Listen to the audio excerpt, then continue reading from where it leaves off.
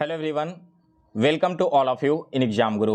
दोस्तों, नेवी की तरफ से एमआर का आज 7 फरवरी को फर्स्ट शिफ्ट का एग्जाम समाप्त हो चुका है और इस वीडियो में दोस्तों मैं आपको आज के पहले शिफ्ट में पूछे गए जीके, जीएस, इंग्लिश, मैथ्स और रीजनिंग के सारे क्वेश्चंस का रियल सॉल्यूशन करवाने वाला हूं।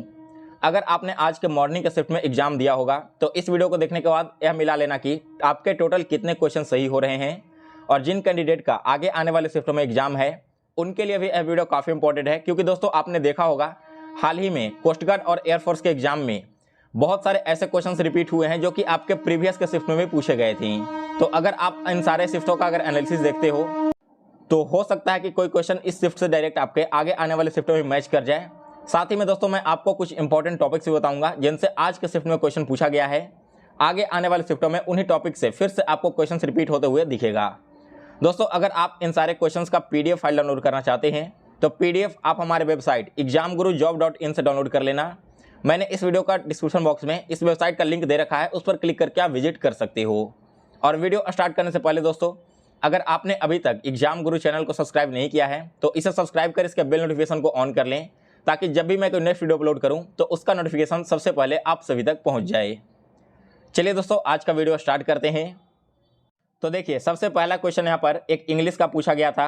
क्वेश्चन था दोस्तों कि सिनोनिम ऑफ इंसेसेंट। इंसेसेंट का आप सभी को सिनोनिम यानी कि सिमिलर वर्ड बताना है। दोस्तों, इंसेसेंट का मतलब होता है निरंतर, लगातार या फिर एक के बाद एक। तो अगर मैं बात करूँ इसका सिमिलर वर्ड की तो यह आपका हो जाएगा कंटिन्यूअल। अगर आपके ऑप्शन में इसके अलावा और कोई वर्ड दिया गया होगा तो आप एक बार कमेंट करके बता देना, ताकि बाकी सारे कैंडिडेट को भी पता चल सके एग्जैक्ट ऑप्शन में आंसर क्या दिया गया था।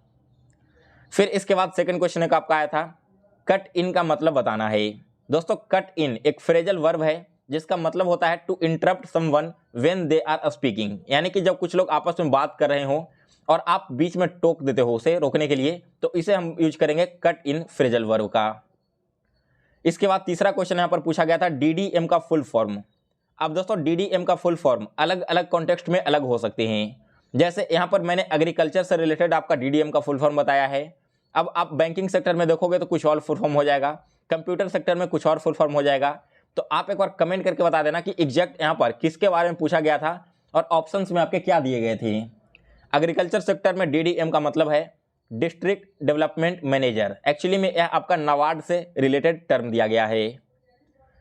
इसके बाद अगला क्वेश्चन पूछा गया था दोस्तों कि बिहार का शोक किस नदी को कहा जाता है। अब जो कैंडिडेट नॉर्दर्न रीजन से बिलोंग करते हैं उन्हें बहुत अच्छे से मालूम होगा कि बिहार का शोक कहा जाता है कोसी नदी को। हर साल कोसी नदी में बाढ़ आने की वजह से बिहार का जो उत्तरी इलाका है ना, उसमें भारी तबाही का सामना करना पड़ता है। वही दोस्तों, आगे आने वाले शिफ्टों में आपसे एग्जाम में पूछा जा सकता है कि वेस्ट बंगाल का शोक किसे कहते हैं। तो राइट आंसर है दामोदर नदी। और असम का शोक किसे कहते हैं, तो यह कहा जाता है ब्रह्मपुत्र नदी को। फिर इसके बाद अगला क्वेश्चन यहां पर पूछा गया था maximum wicket in test match, यानी कि टेस्ट क्रिकेट मैच में सर्वाधिक विकेट लेने वाले खिलाड़ी का नाम बताइए। तो दोस्तों, इनका नाम है मुथैया मुरलीधरन। राइट आंसर यहां पर हो जाएगा मुथैया मुरलीधरन, जो कि श्रीलंका से बिलोंग करते हैं। फिर इसके बाद अगला क्वेश्चन पूछा गया था दोस्तों कि इंडियन नेशनल कांग्रेस का जो कराची सेशन हुआ था, यहां पर इसके प्रेसिडेंट कौन बने थे। दोस्तों, आईएनसी का कराची सेशन हुआ था 1931 में, जिसमें सरदार वल्लभ भाई पटेल को इसके अध्यक्ष के रूप में चुना गया था। उन्होंने ही इस आईएनसी सेशन का प्रेसिडिंग किया था। फिर इसके बाद एक क्वेश्चन इस प्रकार से आया था कि जालियांवाला बाग हत्याकांड से पहले कौन सी घटना हुई। अब यहां पर एग्जैक्ट ऑप्शन मिलेगा तभी बता पाऊंगा कि इसका राइट आंसर क्या होना चाहिए। लेकिन देखिए, 13 अप्रैल 1919 को जालियांवाला बाग मैसकर हुआ और इससे जस्ट पहले 3 आपके आंदोलन हुए थे। एक आपका था चंपारण आंदोलन, सेकंड आपका था खेड़ा आंदोलन और तीसरा आपका था अहमदाबाद आंदोलन। इसके अलावा दोस्तों, रॉलेट एक्ट लागू किया गया था। इसी के विरोध में डॉक्टर किचलू और सत्यपाल मलिक को अरेस्ट कर लिया गया था। इसी के विरोध में लोग यहाँ पर जमा हुए थे पार्क में, और जस्ट इसके बाद ही आपके जालियांवाला बाग हत्याकांड हो चुका था। तो आप एक बार कमेंट करके बताना कि अगर आपको ऑप्शन याद हैं तो एग्जैक्ट यहाँ पर क्वेश्चन में आपके क्या क्या ऑप्शंस दिए गए थे। इसके बाद नेक्स्ट क्वेश्चन पूछा गया था दोस्तों कि जो आपका हिमालय है इसकी बाहरी परत को क्या कहते हैं। दोस्तों, हिमालय का जो बाहरी परत है उसे हम कहते हैं शिवालिक। ठीक है, उस बाहरी परत का नाम दिया गया है शिवालिक रेंज। फिर इसके बाद अगला क्वेश्चन पूछा गया था कि ओल्डेस्ट वेद कौन सा है। दोस्तों, ओल्डेस्ट वेद की अगर मैं बात करूं तो यह आपका हो जाएगा ऋग्वेद। दोस्तों ये सारे के सारे क्वेश्चंस मैंने जो air force, navy and coast guard के लिए एक 40 पेज का जीके ई बुक बनाया था उसी से डायरेक्ट मैच किए हैं। आज के 90% से भी ज़्यादा क्वेश्चंस आपके डायरेक्ट उसी ई बुक से मिल चुके हैं।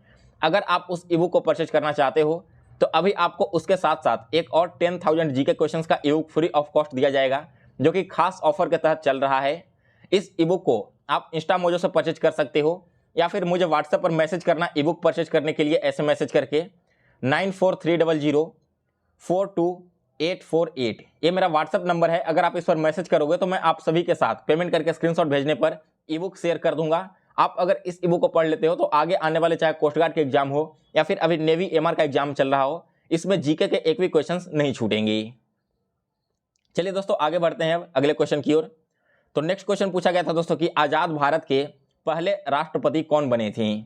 दोस्तों आज़ाद भारत के पहले राष्ट्रपति बने थे राजेंद्र प्रसाद। इस क्वेश्चन का राइट आंसर है राजेंद्र प्रसाद, जो कि बिहार के निवासी थे।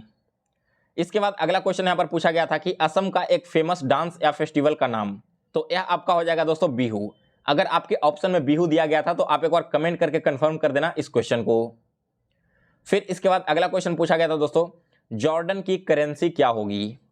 दोस्तों जॉर्डन की करेंसी है दिनार, और अगर मैं बात करूं यहाँ के कैपिटल की तो जॉर्डन का कैपिटल हो जाएगा अम्मान। फिर इसके बाद दोस्तों अगला क्वेश्चन यहाँ पर पूछा गया था एटीएम का फुल फॉर्म क्या होगा। तो दोस्तों एटीएम का फुल फॉर्म है ऑटोमेटिक टेलर मशीन। तो ये आपके दोस्तों टोटल जीके के क्वेश्चन थे जो कि आज के शिफ्ट में पूछे गए थे।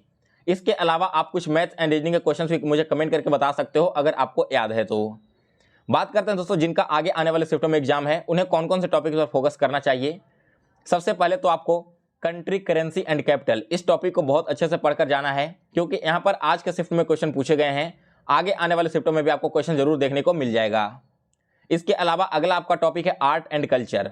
अब आर्ट एंड कल्चर में आपको क्या क्या पढ़कर जाने हैं, तो मेनली आपको डांस एंड फेस्टिवल से रिलेटेड एक टॉपिक होता है उसे कवर करके जाना है, क्योंकि इस टॉपिक से आपको एग्जाम में डेफिनेटली क्वेश्चन देखने को मिलेगा।